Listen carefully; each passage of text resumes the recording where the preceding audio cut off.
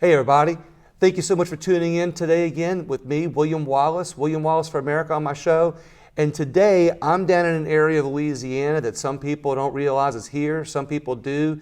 And those who realize that it's here, they don't even sometimes know what it does down here. And that's what I'm here to tell you about. But let me start by saying this, I'm at Port Fouchon today. And for those of you who don't know where it is, it's down by that very well-known place called Grand Isle. Some would say that this is Grand Isle and Port Fouchon are kind of the backyard of Louisiana, but to those that are living here, they'd probably like to refer to it as the front yard. And today, I'm with the executive director of the Port of Fouchon, Chet Chiasson. Yes.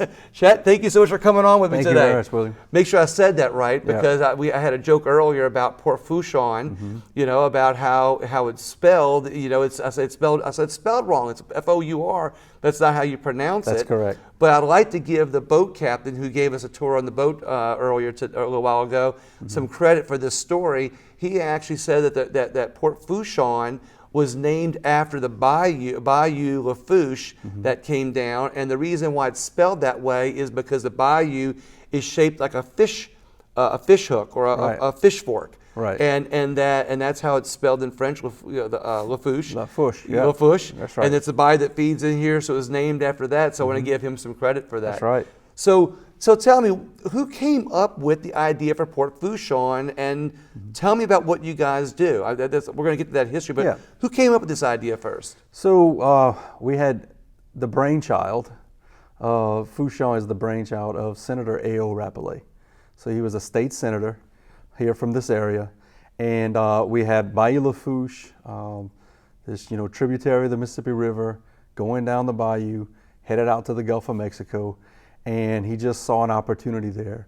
Really, all that was there whenever we were first started was in 1960 was muskrats and mosquitoes and a few fishing boats that were utilizing the Gulf as their place to fish for shrimp and finfish and crab and you name it. But it was really that Senator A.O. Rapollet that went to the state legislature and got the Greater Lafourche Port Commission created. In 1960, we were signed into law in 1960.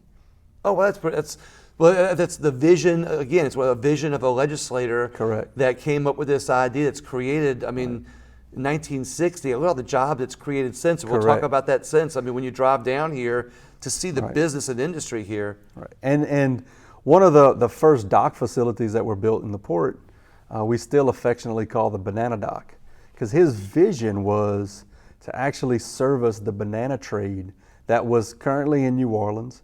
As a state legislator, he heard that, the Chiquita and those folks were looking for a different location to bring in the banana trade, and he's like, we can do that in South Lafourche, and we can build a port. So he got a dock named the Banana Dock.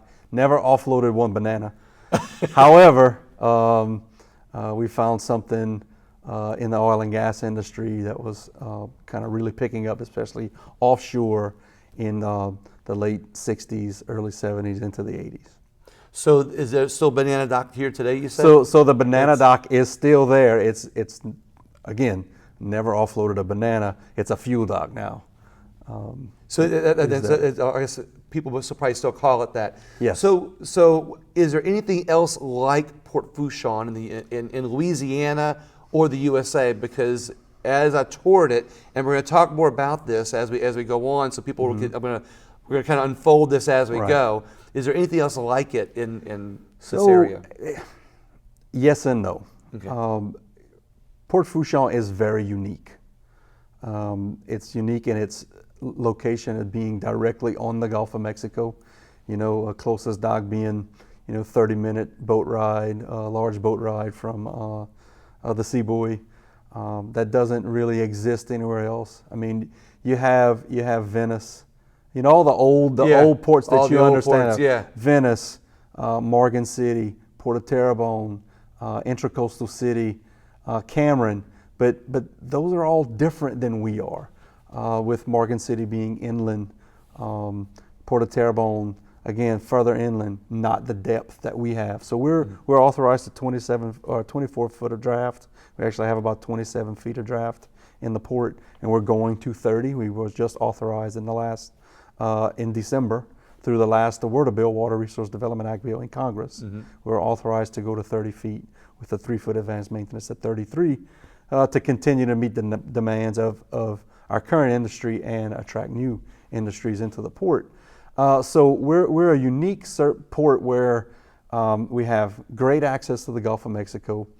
We have about 77,000 linear feet of waterfront that currently is servicing the oil and gas industry, where and the day-to-day operations. So what we specialize in is those just-in-time pieces of equipment that need to get offshore. So we're an intermodal hub of activity where all of the different commodities, people, goods, and services come in via truck or inland waterway barge, and then change modes of transportation to offshore supply vessel or a helicopter to get offshore. But our claim to fame truly is deep water. And we service basically all of the deep water exploration and production projects and assets in the Gulf of Mexico. Yeah, I guess when I took the boat tour, it really gave me a great concept of the size of ships and how many of them have these little helicopter pads on them. Right. So Correct. you know, and I guess from what I'm interpreting as just somebody who's just now learning about it is that, you know, like we talk about Morgan City, they probably service smaller boats that can come in further inland. Correct. Whereas you guys here, the appearance to me is that you can get, you know, goods onto a ship that service an industry quicker, you know, and get it out to the rigs quicker than say somebody that's further inland with a smaller boat can. And the difference, you know, some folks might think Venice because where it is in Plaquemines, but that's a 3-hour upriver boat ride to get to Venice. Okay. We're 30 minutes from the seaboard. So that's the difference. And then you're dealing with the Mississippi River, where this is Bayou Lafourche. You can just come in and come out. Do what you need to do there's no big currents or anything like that. And I'm not trying to talk negatively about my brethren across the Gulf Coast, but Fouchon is a different place. It's an excellent place to do business for offshore installation. And I'm gonna use this word again later. It's kind of a symbiotic relationship, probably. You know, so you guys, you know, have your specialty. They have their specialty. And everybody kind of works together with their own advantages and their own abilities. That is correct. You know, in there. What do you guys do here at the Port Commission? So, really, what we are is just like many other government entities. First off, we're an economic development entity. Okay. So our goal is to build the basic infrastructure we need, like roads, put in water lines, dredge channels, build bulkhead, provide land for our customers, who are the service companies for the oil and gas industry, to come in. They rent that property, so we're a landlord.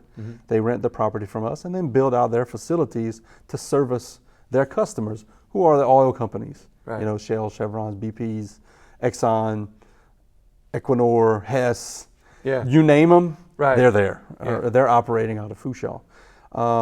And what we do is provide that access, attract that business, so that they can come in, invest in Port Fouchon, invest in South Lafourche and our region, and then create jobs. So that's really what our business is. So your hierarchy would be, so you're executive director. Executive director, correct. Okay. And then there's someone above you? Are they elected? So how does that work? So what we have is our governance is made up of a 9-member board of directors. So they're a board of commissioners. And they run in the 10th ward of Lafourche Parish, which is in essence the Intracoastal Canal in Larose, Louisiana, south to the Gulf of Mexico, and all points west and east. Okay. So they run in that footprint for one of 9 seats. They don't necessarily have a district or anything like that. They just run for a seat. The top 9 people. Well, it's running for a seat. Okay. So if someone runs, so we have seat A through I. Okay. All right. So if someone is wanting to run for the Port Commission, they will pick a seat to run for. Okay. Okay. So in essence, picking a commissioner that currently sits in the board to run against, or if there's an open seat, they're running for an open seat. So at any rate, it's a 9-member board running for 6-year terms. and they're non-staggered, so they all come up for re-election at the same time. Have just started the third year of their 6-year term. And I work for them, so I'm contracted to them to serve as executive director and basically implement the what they vote on and the things they want to do, and we carry it out. So we have, if you include myself, we have 42 employees here at the Port Commission, and we carry out the day-to-day activities and do the things necessary, building the bulkhead, dredging, putting the projects together to then contract out and get that work done. So they're kind of like the legislative arm Correct. of it, and you all are the state employee. We're the executive branch. Correct. That is correct, and we carry it out. So they work on the political side, tell you what needs to happen. Correct. You guys work with you. So actually, while the oil companies and these boat companies are servicing the oil wells, you all are servicing them as a landlord. Correct. So speaking of landlord, then who owns all this property that makes up Port Fouchon? So the Port Commission itself owns property, and there's other landowners as well that are involved in there that we do long-term leases with. One of them being ConocoPhillips, the old LL&E, Louisiana Land and Exploration. ConocoPhillips has purchased all of their property. The Wisner Land Trust, the Edward Wisner Trust, is a landowner in Port Fouchon. And to a smaller extent, the Caillouette Land Corporation is a group out of Thibodaux, Louisiana. So we work closely with those landowners and manage the majority of the property that is located in Port Fouchon's footprint, in the land area footprint. Right. Not all of it, but most of it is operated by the Port Commission. So basically, they lease it. Lease it to you guys. Correct. Okay. And then we do what we need to do. Oh wow! And all this was set up in 1960 in the state legislature. Well, yeah. So I guess so it's far been fine-tuned over the right. years. So I'm sure. so the Port Commission itself was created, and the jurisdiction and all the things, all the powers of the Port Commission were created in 1960. And through the years, we've worked with different landowners in the area to either purchase their property. Some property way back when was donated to the port. Oh, okay. To the Port Commission to develop, and then do long-term leases as well with. How is it funded? Folks. So we're funded through our lease revenue, but initially, obviously, you don't create lease revenue immediately. So initially, when we were created, we had the authority to assess an ad valorem tax. So we do continue to assess the ad valorem tax. It's a small portion of the annual revenue that we get in. We use that ad valorem tax, that revenue, for maintenance and operation of the port. Right. But we generate the vast majority of our revenue from leasing out the property. Yeah, and I looked at. I took the tour today. Correct. And saw these slips A and or D, and the D is the new one, and Correct. And all these other ones. Yep. You see where all these, I guess, just envisioning, being a landlord kind of thing. You'd see that. What is your ultimate goal depth? I mean, do you have an ultimate goal? I'm speaking in terms of, because I know you mentioned earlier. I meant to ask this earlier about 27 feet. What's your ultimate goal? So currently we were able to get that authorization, like I mentioned earlier, to 30-foot draft for Bayou Lafourche into our northern expansion. So flotation canal slips A, B, C, and D will move forward there as well. So that's for 30 feet. But ultimately, what we're trying to accomplish, hopefully in a subsequent water bill in the next few years, is 50 feet into Belle Pass, and really just stop where Belle Pass intersects with Bayou Lafourche, because we don't need to go or want to go 50 feet all the way up. Right. We just need that section of Belle Pass opened up to 50 feet so we can then attract new business or increase our capability to be a full service oil and gas or offshore energy service port into the future. Yeah, it was explained to me the different things that you all could expand on, to be another integral part of of supplying and servicing the boats. Right. I mean, and what our ultimate goal with that 50-foot depth is to create what we call Fouchon Island, Yeah. That would be a deep water rig repair and refurbishment, decommissioning, project cargo offloading, and whatever other opportunities come Right. with deeper draft, as well as liquefied natural gas with a small scale conversion terminal in the area What's as interesting well. to me, you mentioned ad valorem tax. So beside ad valorem tax, it sounds to me like most of Port Fouchon, or the largest percentage of the funding for Port Fouchon, does not cost the taxpayers of Louisiana anything. Correct. Yet it provides a huge economic impact. That's right. For Louisiana in a positive direction, which helps our, our economy and all the jobs that are created here. That's correct. So how does Louisiana get money from it besides jobs? Is there another avenue that So- they get some money from it? So Louisiana itself does not get any direct money, Payment, right? yeah. But when you're talking about investment into the communities, and you're talking about jobs being created, it's income tax, it's all of the ancillary, the sales taxes, and all of those things that come along by having that business Correct. here in the state of Louisiana. So the Port Commission and this community, because we, as an elected Right. board, we answer to our general public, Exactly. the community here, the voting public here. We answer to them. We get the benefit of direct dollars benefit, but what those dollars allow us to do is then reinvest it in the community, in the port, in the airport, to then again attract new business, attract more activity, to attract more investment, to create more jobs, so that our community can continue to thrive into the future. Well, and to your point, when you're driving down to Port Fouchon, I mean, there's businesses on either side of the road.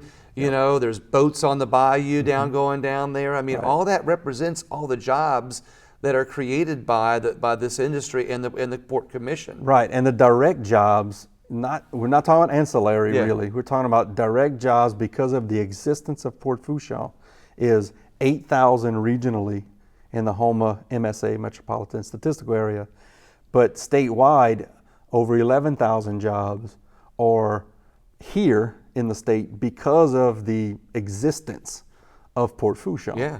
So obviously those numbers are not in the hundreds of thousands, Right. but No, that's 11,000 yeah. jobs because of something that most people, as you Yeah. said before, don't really know who we are or Right. where we are or what we do is pretty significant.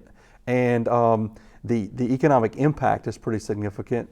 I was mentioning earlier, and as part of the LA1 elevated highway that's Yeah. going to be coming here to get really good resilient connectivity between the levied-in portion Yeah. of our community to Port Fouchon.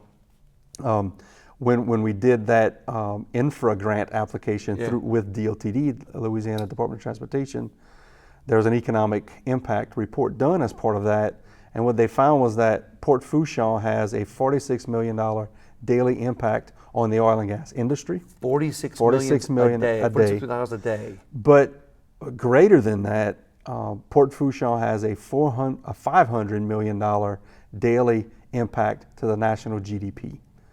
Okay, for a location that most people doesn't know Exactly. And when you exists. look at how small of a footprint it is geographically Correct. speaking, it's amazing. And it's because of the services provided Yeah. and the energy that is provided through those services for the rest of the country. And I like how you bring up energy, because it's not just oil and gas. Correct. You guys, it sounds like you like to nurture in the energy industry, Absolutely. which we'll talk about that more in a second Sure. too, on what the oil and gas industry is doing other than oil and gas. Right. But what I understood you say a minute ago is, it's like the Port Commission, is kind of the governing body that really helps back up the oil and gas industry in a way to provide all these jobs for Louisiana. That is correct. And that's just kind of a simplistic way of And- putting it, I guess. And when you get back to, with all the things that we do, as we continue Yeah. to talk through this, we talk about 42 employees.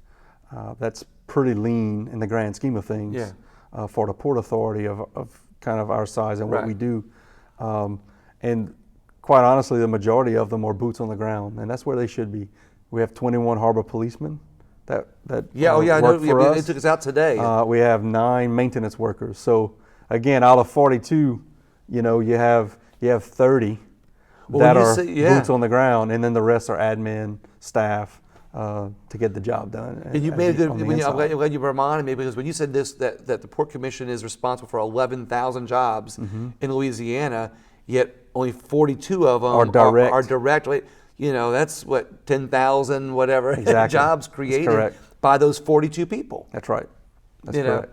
that's- and this community and those port commissioners. That's a great leverage of money. Absolutely. That the state, that the state, Absolutely. the state, the money the state puts here, that's a great leverage. Not to Correct. mention all the other ancillary jobs. Correct. You know that we haven't even right. talked about. And look, the investment, and the state DOTD will tell you, because they have a program for us called the Port Priority Program, and, Yeah. and they always talk about the benefit cost ratio, and for every $1 spent on port projects in Louisiana, it's the multiplier is just a huge amount, anywhere from $5 to $10 to $15 comes back to the state. So we like to talk about infrastructure dollars as not cost, but investment in the future. I like the way you're putting that, because there's so many things that a lot of officials in Louisiana are making more people aware of. That there's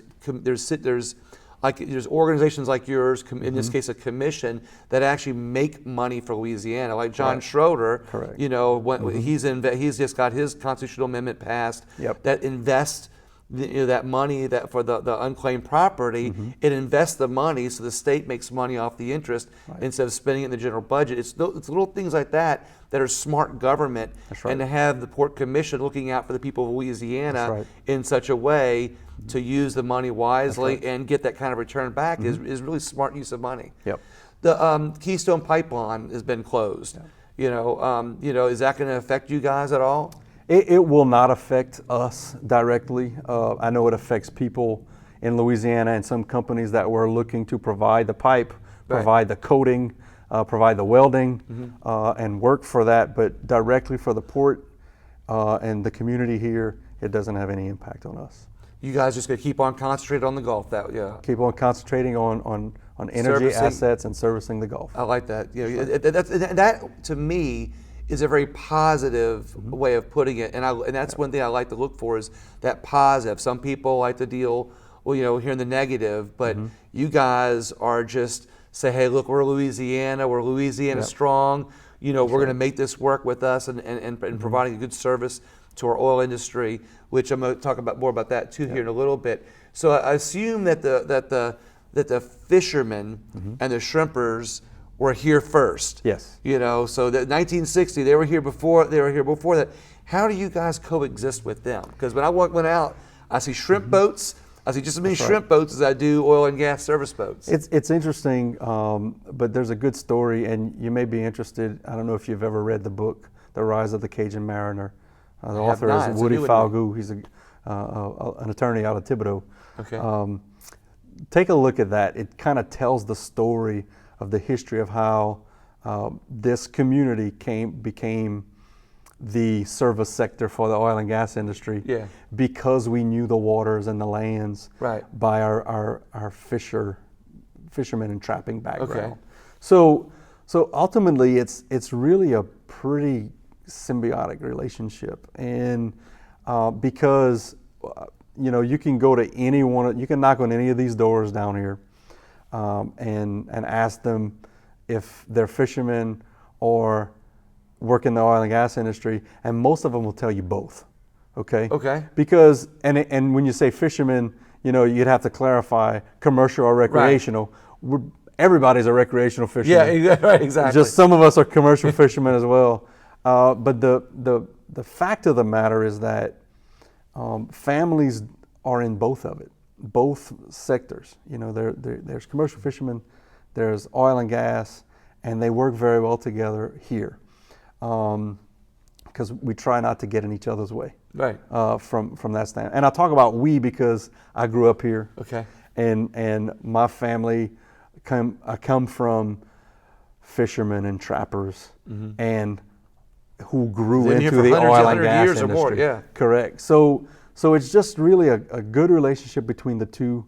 We understand that our community would not be who it is without the heritage and the culture that we have of the fishing aspect and living off the land, but we've grown into the premier oil and gas service community that there is in shipbuilding. And that's really why it's symbiotic, is because it's the fishermen that knew the waters and knew how to build vessels, started on the inland waterways, and then we grew into the offshore. Edison Schwess Offshore, Harvey Gulf International, all of those companies that were really created right here in South Louisiana and in South Lafourche. L&M Boat Truck, used to be Cherami Boat Truck. They were all either oyster fishermen or shrimpers that got into the oil and gas industry by necessity because they knew the waters and there was a need. They said, well, I can bring that out to your platform. That's not a problem. And they found it to be lucrative, and they could provide for their families and really do good things in the community. So it's again, just to get back to your question, it's a really symbiotic relationship.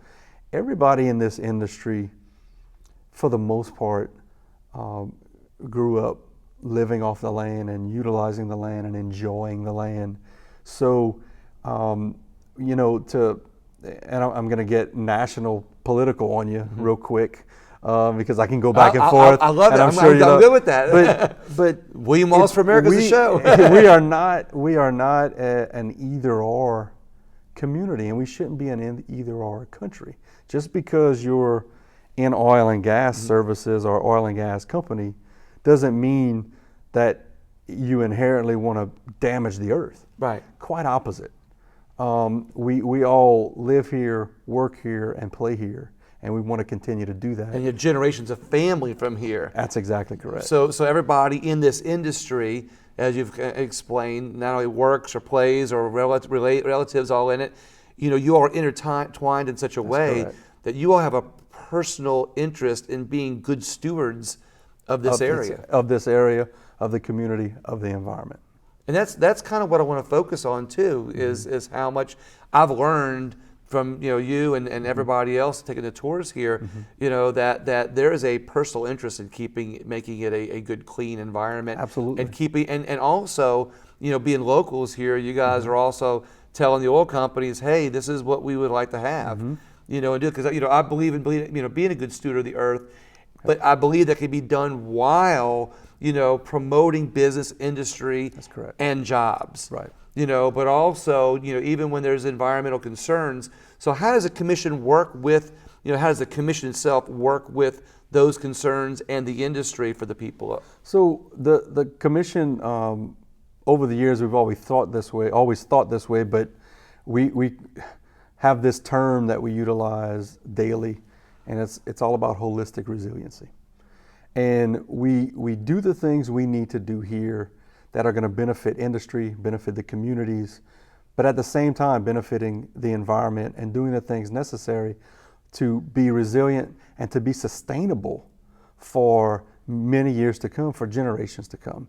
So we like to say that in Port Fouchon is probably the best location, a good microcosm to see just how great industry and the environment can and do work together on a daily basis. I know you toured today and you saw the Coastal Wetlands Park that we're embarking on now, and it's under construction. We have the first phase, or first couple of phases that are nearing completion. And it's really to highlight that you can have this lush marsh, this beautiful habitat created, and the backdrop of it is this industry that's servicing the energy needs of our nation.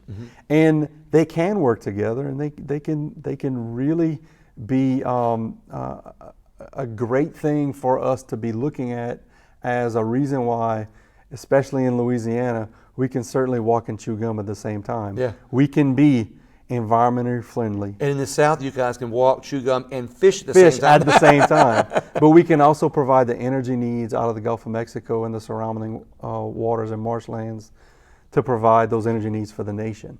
And as we have embarked on our development in the port since 1960, we've always kept that idea in mind of how we can enhance the environment and the surroundings around us, but still provide jobs and investment opportunities for companies. And a clean environment. And a clean environment. And that's what we're continuing to do. So with the Coastal Wetlands Park, that's part of a mitigation area that we built, and then had enough land developed in there and marsh developed in there to be able to do an actual wetlands park that people can actually touch and feel what a mitigation area is.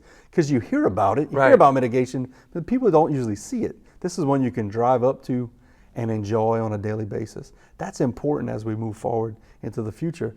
But at the same time, whenever we developed our northern expansion, slips A, B, C, and now D, for slips A, B, and C, we created over 1,000 acres of marsh to the north of the port, and a ridge. Because we have extra material to do it, we created a 6,000 linear foot maritime forest ridge that we worked with numerous different agencies, the main one being the Barataria-Terrebonne National Estuary Program. And now they have 12 to 15 years of data of the types of woody plants and trees and shrub oaks that can grow in a saline environment on a ridge. And then at the same time, they have data on the birding and migratory birds that actually use that ridge now as nesting areas. And the types of birds that you're talking about are some that are not endangered, but were on the watch list, like piping plovers and red knots. Well, when I toured today, I saw, not only pelicans and dolphins and everything, but I was really... Rosette spoonbills, or like we like to call them, the Fouchon flamingo. Oh, you saw those? You didn't see one today? I didn't see one of those. I have to Absolutely. I have to come back for another tour to see. That's it. But one thing I did notice, and you mentioned a minute ago here, is when you think of dredging, those some people that might be worried about the environment, hear dredging and think of it as a bad thing. But what you've done with your partnership with the environment and business and industry and jobs is that while you've dredged, you've created much more marshland. Correct. And I'm going to repeat a little bit what you're saying, but something else that I'd heard was that when they created more marshland out of what they dredged, they used the extra dirt to create these ridges, but because of that symbiotic relationship, more was created naturally because the land that you protected with those ridges, more land got built back, through just regular growth and everything. That's correct. And part of the beauty of how we're embarking on our development, like I told you, we talked earlier about our 30-foot draft, which we're going to actually dredge down to 33 feet, and then the potential of 50-foot draft. So all of that together combined will create about 20 million cubic yards of material. Okay? We need about 10 million of that, so half, or 12 million, for development and mitigation. So you have 8 to 10 million cubic yards of material in both of those, combining both of those projects, that can be used to rebuild the coast and satisfy Louisiana's coastal master plan that we have. Right. It's the projects that we're embarking on these days are as much environmental projects as they are economic. It's really just good all the way around. They're environmentally justified, they're economically feasible, and there's no reason why we shouldn't be doing that in that way into the future. So, and as part of that, we're actually looking at the science behind, the best modeling science we could find, and how the sediment moves and all of that stuff, and where's the best location. We're putting the science behind the best locations to put that material that we're going to create to rebuild the marsh that provides the best the most critical protection to the assets of Fouchon, as well as the assets of the general public up into the Lafourche Basin, and both on the Terrebonne and Barataria basins. I was asked this question later, but I'm going to ask it now. So what other organizations are you guys working with for coastal restoration? Are you guys working, bringing other people? What other partners are y'all working with? I'm going to talk about a bunch of them here. Okay. But get ready for this. So initially, before you go on, go ahead. I would say this to everybody, is that they can see some of these maps that you're talking about. They can see these on your website, Absolutely. right? And your Facebook page. Yes. The Greater Lafourche Port Commission, is that how it reads? Yeah. I'll post it later if we don't have it right. Yeah. So what groups are you working with? So we work very closely with a number of groups. on the project that I was talking about, putting the science behind the best locations to put this new material that we're going to create through our expansion in deeper draft, we actually worked with a couple folks, a couple groups to create what we call the Partnership for Our Working Coast. And that was really is housed in the Water Institute of the Gulf. Okay. And that is a partnership between the Water Institute, the Port Commission, Shell, Chevron, and Danos. Well, you just named oil companies. Yes. They're on partnership to improve our coastline? Absolutely. Okay. Always. So That's not what you hear in the news. no, that's not at all what you hear in the news. But they're helping us. That's correct. Okay. That's correct. So we're working with that group again to utilize that material, not as a partnership to protect assets, but at the same time we're also looking at the science behind carbon capture sequestration and how that new marsh that we're going to create, how much carbon capture, kind of putting the numbers behind how much carbon it can capture. Okay. Blue carbon, they call it. Okay. So that's really what we're doing there. But we also work very closely with an organization called Restore or Retreat. The Port Commission was instrumental in the beginning of that organization way back when, in the mid-90s. So it's a grassroots organization that really looks at the large-scale types of projects for the state and advocates for those. We work very closely with Coastal Protection and Restoration Authority, or CPRA. Right. We even do tours with congressional delegations that come in, and we do the Energy and Environment Tour. Right. And we work with CPRA, with Restore Retreat, Environmental Defense Fund, Shell and Chevron and those guys, and we do that whole presentation about how energy, industry, Right. and the environment can and do work together, and it can be beneficial for both. So you would be surprised at some of the folks that we've worked with. National Fish and Wildlife Foundation. We work with Wildlife and Fisheries, U.S. Fish and Wildlife, NOAA, National Marine Right. Fisheries. I mean, you name them, we've worked with them. And like I said earlier, the Barataria Terrebonne National Estuary Program and others to really focus on all of those benefits of industry and the environment. So not just the locals, because a few minutes Not ago we at all. talked about all the locals that were here and how they've helped you all start this industry kind of, Yep. and now you've taken all that experience and bringing in other organizations to not just say, hey, we're the experts, but to say, no, we're going to bring in the experts, Right. and partner them up with the oil companies, and help not only rebuild our coastline, but Correct. how to do this in such a way that's environmentally friendly and be good stewards of the earth. I like that. Talking about that, coastal erosion is a hot topic. Like we talk about, but as a matter of fact, there's $1 billion loan that was signed during the Jindal era. I'm not, putting blame. It was signed during the Jindal era, Sure. just to give people a point of reference.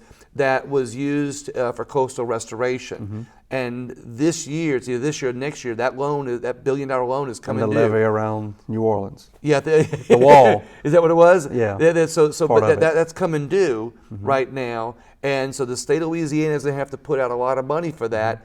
Either they're going to make some payments quicker or longer and pay more money. Is that going to affect you guys in Port Fouchon, or do you think that you guys can be able to work? You're making a strong enough, I guess, showing that it won't affect you guys. Yeah, I don't think it affects us per se. It can affect us not directly, but Right. just the state as a whole when you're having to put out, $400 million a year Right. for the next couple of years, 3 years to pay off that debt. Yeah. But there's revenues coming in that or loans, maybe bonding out some Yeah. things to be able to bring down not having to pay interest Right. and that sort of thing. So I think impacting the Port Commission directly or this community directly, no, But grand scheme of things, it impacts everybody in the state of Louisiana. But making the connection that you guys are like an independent organization here, pretty much a self-sustaining organization here, and you're building coastland, you guys can take that business model that you have here, that you're nurturing here, and show how other areas, maybe other ports, maybe other industries, maybe other entities in our state, how they can be independent and economic, good stewards of the earth, and at the same time generate money to be able to pay for their coastal restoration around their areas. Absolutely. I mean, it's worked very well for us in our community, and we've been doing it now since 1960, and really since the mid 90s. We're doing it out of necessity, right? Everything in the port, you saw them today, all the buildings are elevated and built stronger, and we can withstand hurricanes and elevated water levels and that sort of thing, and be able to get back in and out fairly quickly, because when Fouchon shut down for a period of time, and you can't access it, and we can't access the Gulf of Mexico and get all those wells that get shut in for hurricanes back up online, it costs the American consumer. But what's the economic impact again for the American consumer? Or the So it's $500 million a day to the national GDP. That's unbelievable. It really is. A little while ago, you mentioned the Coastal Wetlands Park. Yeah. Can we talk about that a little bit more for a second? Sure. Is that going to be open to the public? Yeah. Is it going to be something? What other amenities are going to be there that people can appreciate, and they can actually come see? Right. What good you guys have done for the environment. Sure. So the Coastal Wetlands Park is an area that we created, about 93 acres of marsh, as part of our slip D mitigation. We weren't mandated to create that much wetlands. We were mandated to create about 60 acres. So we have some acreage, quote unquote, to play with.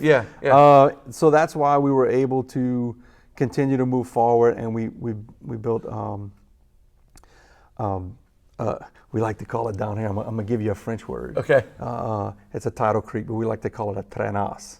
Right? A trenasse. A trenasse, okay. There's a that rolling off the tongue there, like that. Trenasse, but it's a tidal creek for water to be able to ingress and egress through that whole marsh area. Okay.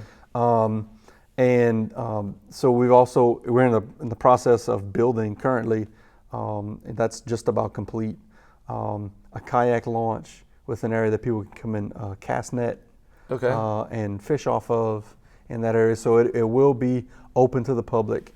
And really, we're also going to be, as we move forward into the future, building an elevated kind of lookout tower with viewfinders that we were very fortunate enough to get a grant from Louisiana's Cajun Bayou, our tourist commission, to buy those viewfinders to attract visitors to our community.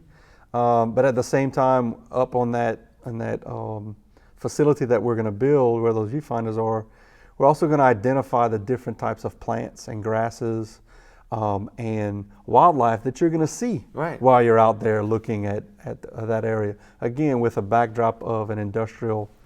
I heard that you'll even have a cactus out there. Oh yeah, there's cactus out there. That's right. That is correct. You ever saw a marsh cactus? I'd never seen a marsh cactus before. Absolutely. But I was told that not only are we looking at how it affects us, but how the winds and different things have brought down different seeds and stuff. So people can really see not only a healthy but a very vibrant. That's right. Interesting thing about the majority of the marsh that we create, especially that one, is all of that marsh grass that you saw today when you were doing the tour. We did not plant one sprig of grass. It grew naturally. And it grew naturally because how we do our dredging, usually our first several feet of dredge material is what we do our mitigation with. Okay.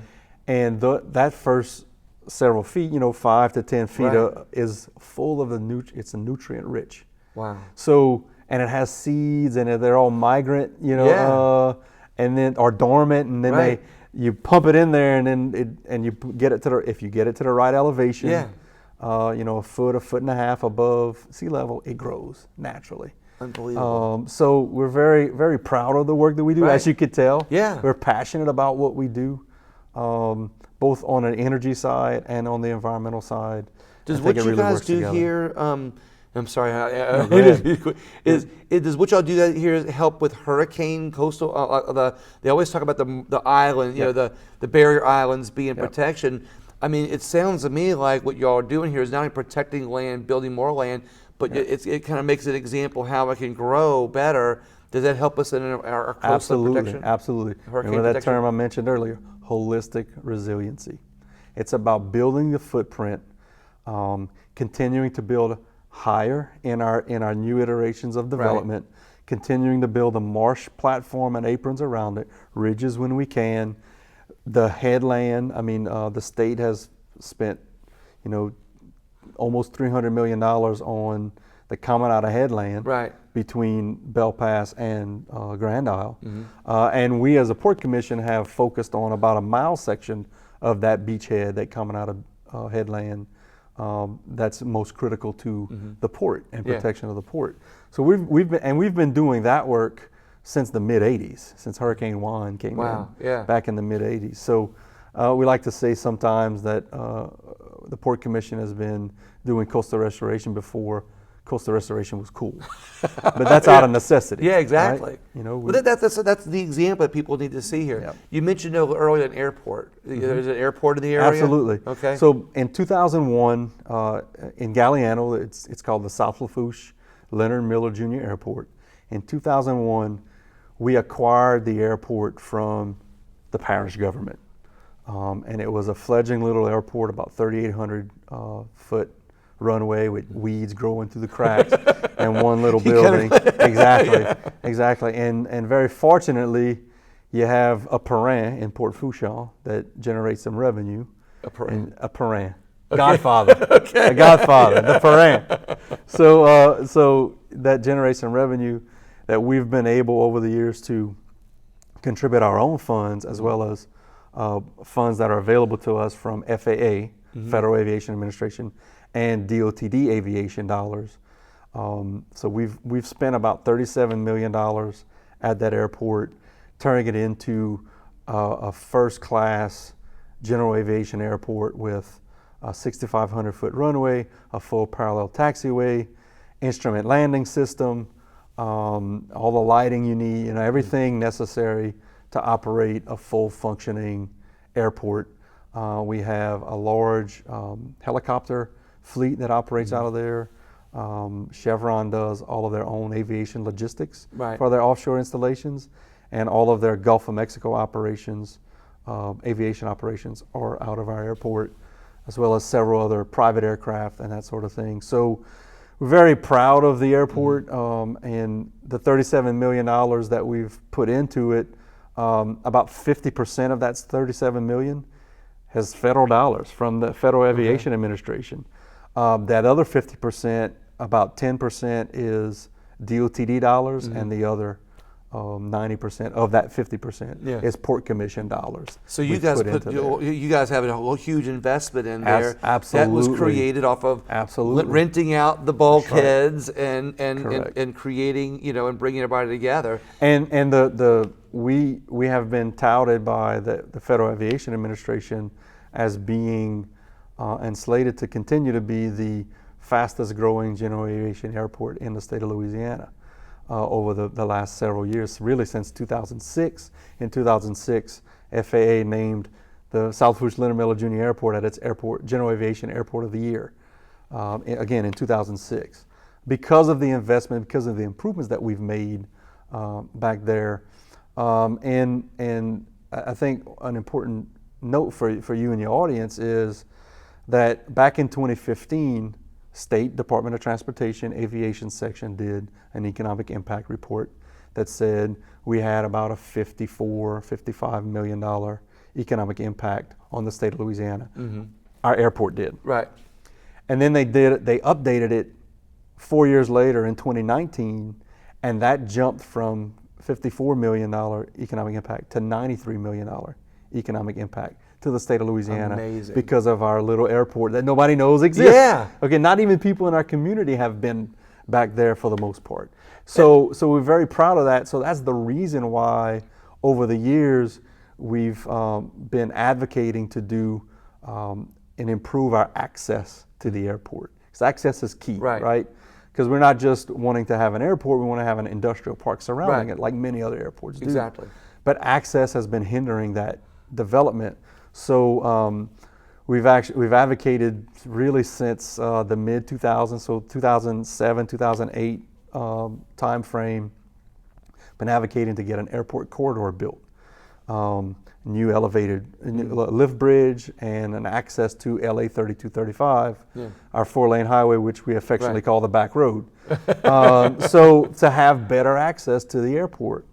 So back in 2018, we applied for a federal U.S. Department of Transportation build grant, and we won. We received it. So we actually have, that's going to be starting in late May or early June, a $35 or so million airport corridor project that we had $16.4 million funded by that build grant. This year. In this year, we're going to begin in Wow. this year.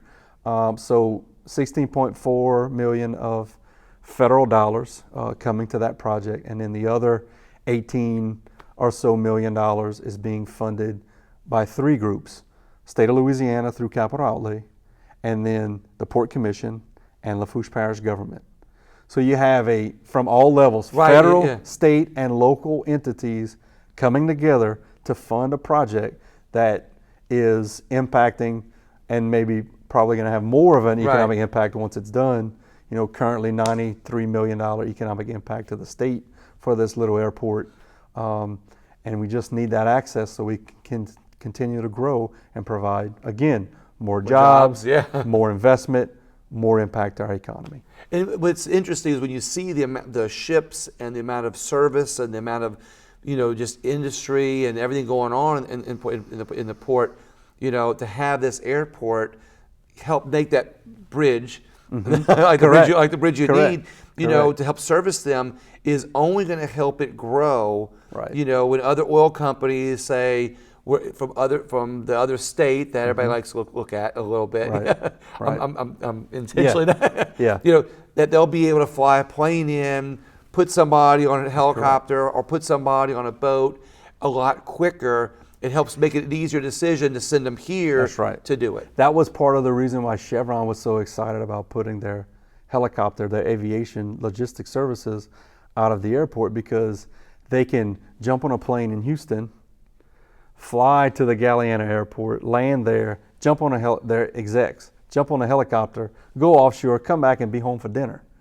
And that's critical for being able to do the work that you need to do and still have quality of life for the executives. I like how all of this has been done without burdening taxpayers. It's correct. There's been the right partnerships. There's tax, there's tax, but it's the right partnership, so it's not all on one person. It's not on one group.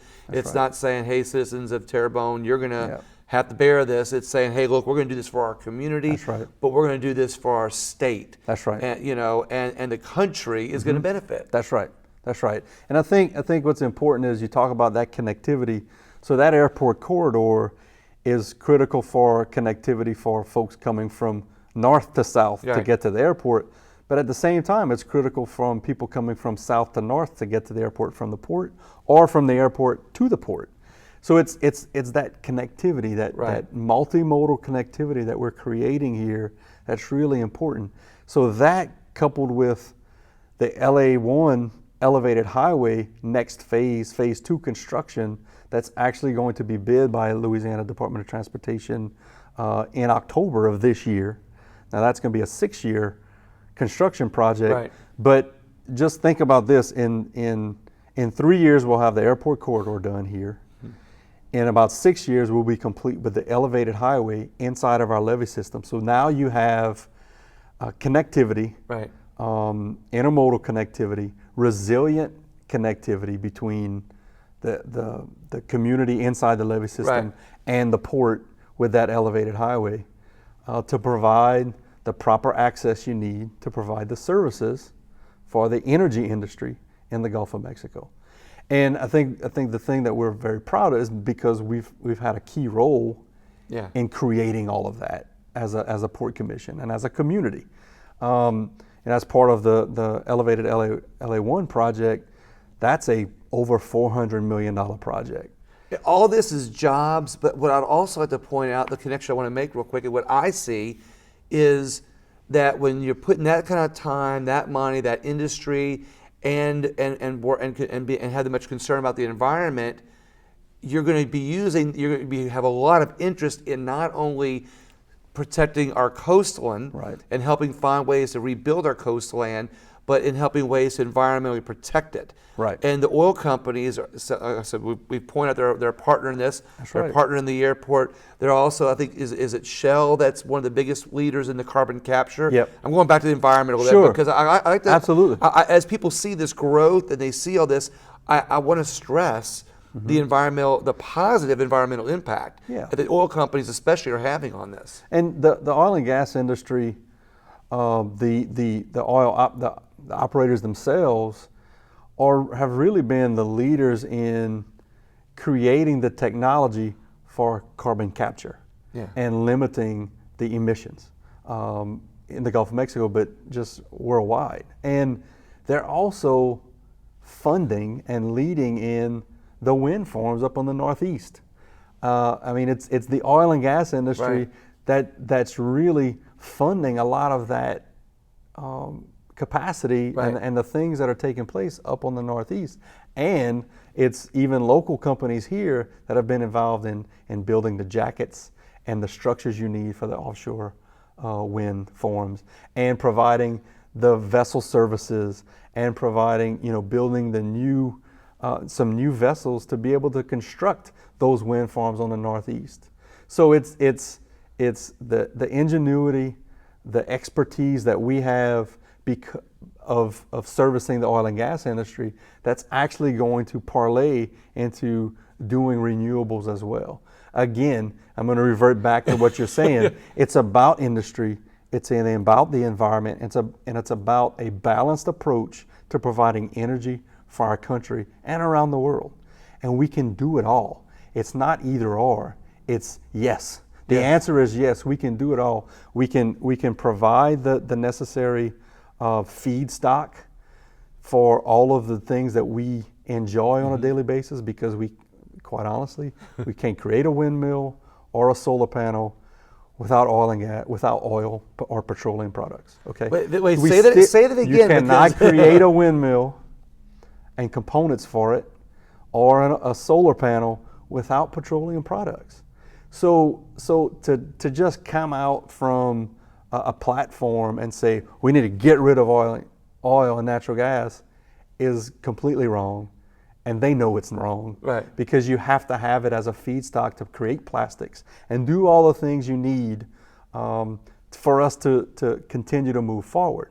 So the answer again is let's continue to provide the energy and the products that we need for our daily lives, while at the same time transitioning to an all of the above renewable solution and energy solution for our country. Because if we continue to vilify the oil and gas industry, all it's going to do is cost the country more money, because we're going to have to import the oil that we need to provide those products. It doesn't make sense. And we've already seen that transition.